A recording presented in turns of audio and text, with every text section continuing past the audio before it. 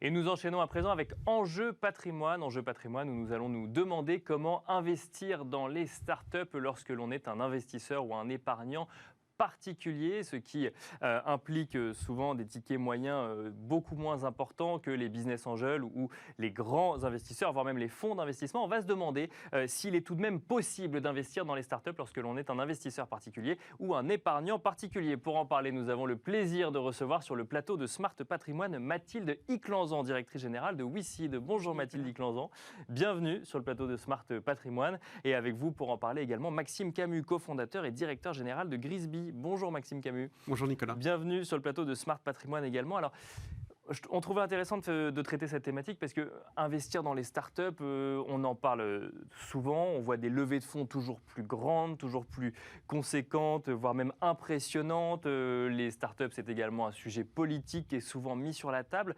On entend rarement quand même parler des petits épargnants, si je puis dire ainsi, quand il s'agit d'accompagner les startups dans leur croissance. Mathilde Iclanzan, c'est une des raisons d'être de WICID, d'investir directement dans des entreprises et dans des petites entreprises. Avant de parler des mécanismes, une première question que j'ai envie de vous poser à tous les deux. Quand vous échangez avec les épargnants avec lesquels vous travaillez, est-ce que cette thématique d'investissement dans les startups, portée peut-être par ce qu'on peut entendre dans les informations ou les montants mirobolants de valorisation qu'on peut voir, est-ce que c'est une volonté qui se démocratise de plus en plus vis-à-vis des petits épargnants ? Alors oui, tout à fait. WICID, donc nous, on existe depuis 2008. Et en effet, on voit une accélération ces dernières années de l'intérêt des particuliers dans les investissements donc dans des startups qui touchent essentiellement donc, à la transition énergétique et à la santé, en tout cas chez WICID. D'accord. Vous constatez ces deux thématiques-là en priorité ? Alors, ce sont celles sur lesquelles WICID s'est spécialisé aujourd'hui, donc, pour lesquelles on a recruté des personnes expertes en fait, dans ce domaine-là. Mais oui, on a de plus en plus d'investisseurs. Aujourd'hui, on a la chance chez WICID d'avoir à peu près 200 000 investisseurs, qui est une communauté finalement énorme et qu'on continue à développer chaque année. Oui. Et vous constatez une montée en puissance depuis ces dernières années justement sur ce sujet-là parce que en fait, ça devient de plus en plus connu, entre guillemets, le fait qu'on ait des grandes réussites de start-up en France et donc une volonté de plus en plus d'épargnants d'y prendre part ? Oui, c'est vrai, il y a une accélération depuis à peu près 2017-2018. Aujourd'hui, on s'aperçoit que les tickets moyens quand même augmentent. Il y a de plus en plus d'investisseurs et puis surtout, il y a de plus en plus d'entreprises qui sont intéressées à l'idée de solliciter ce qu'on appelle la foule des investisseurs particuliers pour les aider dans leur croissance, dans leur développement, faire connaître leurs produits, leur technologie. Voilà. Et donc, c'est ce que permet WICID finalement par une digitalisation complète. Alors, on va revenir sur le mécanisme effectivement de crowdfunding permis par WICID. Juste avant, Maxime Camus, j'ai envie de vous poser la même question. Alors, chez Grisby, vous ne faites pas que de l'investissement dans les startups, vous avez une solution d'investissement beaucoup plus large ou d'accompagnement d'épargne beaucoup plus large. Cette thématique d'investissement dans les startups, est-ce que vous la voyez monter en puissance également, de dire je vois des valorisations toujours plus grandes, des licornes, toujours plus de licornes en France, ou en tout cas une volonté d'en avoir toujours plus. Comment est-ce que moi, épargnant particulier, je peux intervenir ? Ça, c'est des questionnements que vous voyez aujourd'hui ? Oui, très clairement, ça fait effectivement quelques petites années. Et pour nous, notamment depuis 6 à 8 mois, on a un partenariat, on va y revenir, qui nous permet de proposer une solution d'investissement à nos clients qui est très intéressante. Nous, chez Grisby, on est à la fois effectivement un cabinet de conseil en gestion de patrimoine, donc on accompagne nos clients sur l'ensemble de leurs problématiques d'optimisation fiscale et patrimoniale, mais on est aussi un acteur du digital. On a une plateforme qui permet aux particuliers de prendre la main sur la gestion de leurs finances et de leur patrimoine et d'être en mesure d'optimiser justement leur situation et de prendre les bonnes décisions pour optimiser cette situation. Donc on a beaucoup de clients, comme chez WICID, beaucoup de clients chez Grisby qui ont une appétence avec les startups, avec le monde du digital et qui sont friands et qui suivent l'actualité. Effectivement, vous avez fait référence à l'actualité. Il y a une accélération très très forte des levées de fonds et notamment des grosses startups, bien sûr, des licornes, pour la plupart des licornes qui lèvent des montants toujours plus importants. Donc il y a cette curiosité qui est aiguisée à travers l'actualité que beaucoup de gens suivent et ils ont la possibilité aujourd'hui de participer à certaines aventures et c'est vrai qu'il y a une émulation qu'il n'y avait pas il y a quelques années. Bon, alors pour autant, on le dira, investir dans une start-up, ça n'est pas forcément gagné à tous les coups, ça reste des petites entreprises et des entreprises qui peuvent être risquées. Quand on s'est posé la question de savoir comment est-ce qu'on pouvait investir dans une start-up avec le prisme petit épargnant, donc avec des tickets moyens qui restent accessibles pour un plus grand nombre. Mais on s'est rendu compte qu'il n'y avait pas tant de solutions que ça, donc on a décidé d'inviter ceux qui permettaient de le faire. Mathilde Liclanzan sur WeSeed. Donc WeSeed, c'est une plateforme de crowdfunding.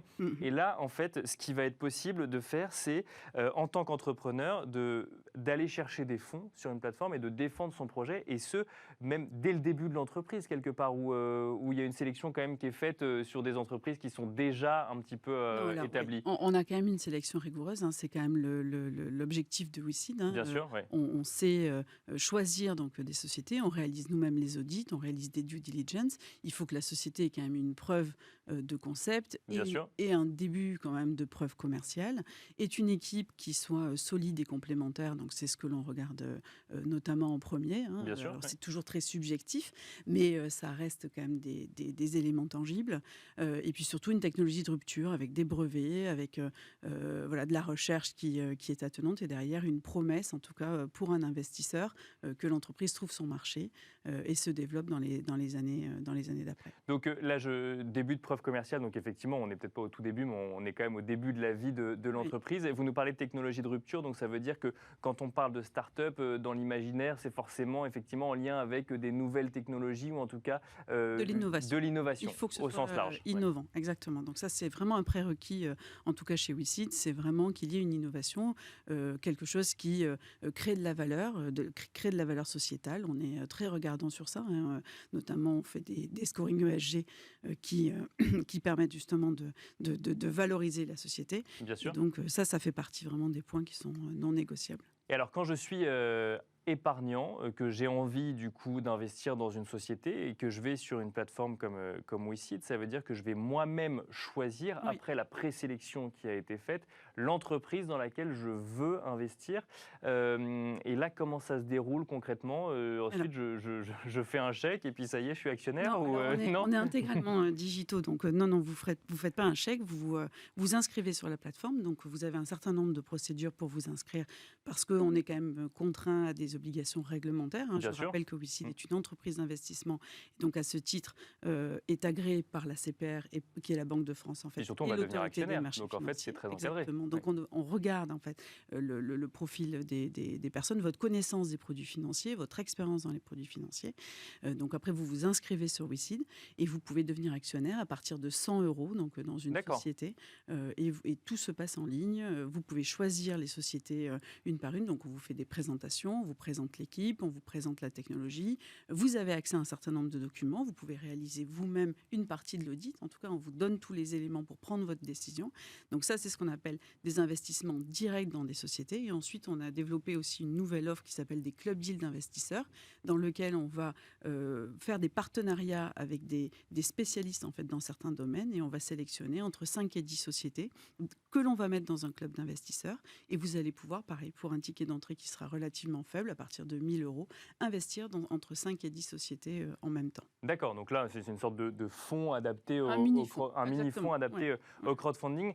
100 €, alors effectivement, quand on est épargnant particulier, ça permet d'investir à moindre coût. En revanche, pour l'entreprise, il faut qu'il y ait beaucoup d'épargnants qui investissent 100 € pour qu'elle puisse lever des fonds conséquents pour sa croissance. C'est la force d'une plateforme de financement participatif, de crowdfunding, c'est-à-dire qu'on est capable d'agréger plusieurs centaines d'actionnaires. Alors, on dit que le ticket d'entrée est minimum de 100 €, mais dans la réalité, il est plus proche de 1 000 €. C'est-à-dire que vraiment, les investisseurs investissent environ 1 000 € et 8 à 10 fois par an dans 8 à 10 sociétés différentes. D'accord, donc vous constatez en fait dans le comportement une diversification dans les investissements, et ils ne vont pas chercher une entreprise. Bon, alors j'imagine effectivement que si c'est l'entreprise de votre beau-frère ou de votre cousine, effectivement, vous n'avez que dans cette entreprise, mais sinon, l'investisseur averti diversifie sur la plateforme. C'est vraiment ce que l'on prône, en fait, justement, cette diversification. Il y a du risque, vous l'avez dit. Donc ce risque, il faut le couvrir par la diversification. Alors le risque, on va y revenir juste avant, Maxime Camus. Donc vous nous disiez que vous aviez un partenariat avec Eurazeo. Donc là, on n'investit pas directement dans des sociétés, mais on peut investir, avoir cette démarche d'investissement dans la thématique start-up via des fonds pour le coup, et ce même quand on est un petit épargnant. On n'est pas obligé d'être millionnaire ou d'être business angel. Non, exactement. C'est la nouveauté. Nous, on a signé un partenariat avec Eurazeo il y a quelques mois maintenant. Eurazeo, c'est un acteur incontournable du private equity, donc dans l'investissement dans des sociétés non cotées, en particulier dans des sociétés innovantes, dans des start-up, dans des scale-up. Et aujourd'hui... Alors, scale-up, c'est des startups qui ont réussi, c'est en hyper-croissance. Oui, on peut dire des licornes. Oui, si voilà, vous c'est voulez. ça. Et donc, effectivement, aujourd'hui, les particuliers, sans être multimillionnaires, peuvent participer à des aventures exceptionnelles grâce à ce fonds proposé par Eurazeo et qu'on distribue. C'est vraiment exceptionnel. Et on parlait de licorne il y a quelques instants. C'est vrai que participer à des aventures comme celle de Doctolib, de Back Market et de plein d'autres, le commun des mortels pense que c'est aujourd'hui totalement inaccessible. Ce sont des entreprises qui lèvent des centaines de millions d'euros. C'est ce que j'allais dire. Si j'ai un ticket moyen de 1 000 euros, qu'est-ce que Doctolib en a à faire, entre guillemets, par rapport à la valorisation actuelle? Oui, alors chez Eurazeo, il y a 2 fonds. Il y a un FCPR, c'est un fonds commun de placement à risque, qui est accessible à partir de 20 000 euros. Donc on n'est pas sur les mêmes tickets d'entrée, mais néanmoins, c'est aussi la démocratisation, c'est aussi une révolution. Ce type de fonds-là était accessible jusqu'à il y a peu de temps à des investisseurs institutionnels et les très grandes familles fortunées, avec des tickets minimums de plusieurs millions d'euros. Aujourd'hui, c'est accessible à partir de 20 000 euros. Donc, c'est assez exceptionnel. Effectivement, le fonds propose cette diversification. Donc, a investi aujourd'hui, le FCPR de Eurazeo Entrepreneur Club a investi dans une vingtaine d'entreprises innovantes. J'en ai cité quelques-unes, il y en a d'autres. Il y a United Credit, Swile. Celles qu'on voit dans la presse, quoi. Exactement, la plupart qu'on voit dans la presse. Et on peut participer en investissant à partir de 20 000 euros. Il n'y a pas de plafond, il n'y a pas d'avantage fiscal à l'entrée. Quand on investit dans un FCPR, donc il n'y a pas 18% ou 25% de réduction d'impôt sur le montant investi. En revanche, il y a un avantage fiscal à la sortie. Ça, c'est la contrepartie de la durée de blocage minimum de 5 ans. En général, quand on investit dans un fonds, que ce soit un FCPI ou un FCPR, c'est 7, 8 ans, jusqu'à 10 ans, on va dire. Donc ça, il y a une durée de blocage. Il faudra qu'on y revienne également. Mais il n'y a pas de fiscalité sur les éventuelles plus-values générées à travers le fonds. Et donc, ça permet d'être exposé quand même à cette thématique starter. Je suis obligé d'aller vite parce qu'il nous reste 2 minutes. Et effectivement, il faut quand même qu'on parle de ce à quoi ça engage quand on investit dans une startup. Donc déjà, vous nous dites les fonds sont bloqués. Alors, de fait, parce qu'on accompagne la croissance de l'entreprise. Donc, il faut qu'on les laisse suffisamment longtemps avant de pouvoir les revendre ou en tirer une plus-value. Il faut attendre quoi? Le prochain tour de table de la startup pour pouvoir revendre ses fonds ou... Non, il y a une durée minimum légale qui est le 5 ans. D'accord. Pour bloquer les fonds, pour obtenir l'avantage fiscal, la contrepartie fiscale. Et puis, en général, c'est 7, 8 ans, ça peut être prorogé 2 ans. Donc en tout cas, pour le FCPR de Eurazeo, ça peut aller jusqu'à 10 ans. C'est 31 décembre 2021, donc un peu moins de 10 ans. Et Mathilde Iclanzan, c'est la même chose quand on investit directement dans la start-up ou là, c'est en fonction de ce que va décider la start-up pour le coup? Alors, de ce qu'elle va décider, mais quand même au moment où on rentre donc dans la société, à partir du moment où on investit dedans, on signe un pacte d'actionnaires, un pacte d'associés sur lequel on se met d'accord pour une durée de 5 à 7 ans. Donc au bout de 5 ans, on se rencontre régulièrement évidemment avec les dirigeants, mais nous, au bout de 5 ans, on commence à expliquer aux dirigeants qu'on n'a pas vocation à rester pendant X années. Et donc, on défend en fait nos actionnaires et on défend la masse des actionnaires pour envisager une sortie sur une valorisation la plus élevée possible, bien évidemment. Il nous reste quelques secondes. Je voudrais quand même qu'on alerte un petit peu sur le risque d'investir dans des startups. C'est des jeunes entreprises qui n'ont pas forcément fait toutes leurs preuves encore. Donc, c'est des investissements qui sont risqués. Ce sont des investissements qui sont risqués, mais à tout risque, derrière, du coup, il peut y avoir un rendement important. Donc, c'est important de le savoir. Et je réinsiste sur l'aspect diversification. Il n'y a que par la diversification qu'au final, les actionnaires futurs, en fait, les investisseurs, y gagneront. Donc un investissement risqué mais accessible aux petits épargnants de 2 façons différentes, en direct ou via des fonds pour le coup. Merci beaucoup d'être venu en plateau nous expliquer cela sur un temps assez court finalement. Je vous prie de m'excuser, Mathilde Izanclan, directrice générale de WeSeed, et Maxime Camus, cofondateur et directeur général de Grisby. Je pense qu'il sera peut-être intéressant de revenir et de se poser la question ensemble de comment choisir les startups dans lesquelles on investit. Merci à vous deux et quant à vous, je vous donne rendez-vous demain pour un nouveau numéro de Smart Patrimoine à 13h sur Bismart.